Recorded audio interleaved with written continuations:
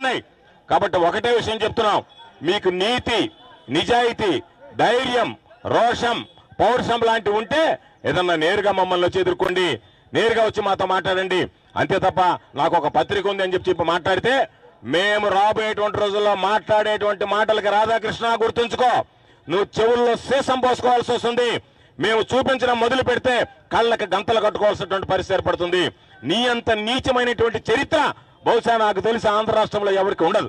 కాబట్టి అంత నీచమైనటువంటి చరిత్ర కలిగినటువంటి వాడివి, నీచమైనటువంటి వ్యక్తిత్వం కలిగినటువంటి వాడివి, నీచమైనటువంటి మనస్తత్వం కలిగినటువంటి వాడి నీలాగే అందరూ బ్రతుకుతారనుకోవడం నీ పొరపాటు అని చెప్పి ఈ సందర్భంగా తెలియజేస్తూ, తప్పనిసరిగా రాబోయేటువంటి రోజుల్లో కూడా వైఎస్ఆర్ కాంగ్రెస్ పార్టీ మా నాయకుడు జగన్మోహన్ రెడ్డి గారి నాయకత్వంలో మీరు ఎన్ని రాతలు రాసినా సరే మేము మరలా చెప్తున్నాం, నువ్వు మా మీద చాలా రాసావు, మరలా రాస్తూనే ఉంటావు, నీ రాతలకు మేము భయపడం.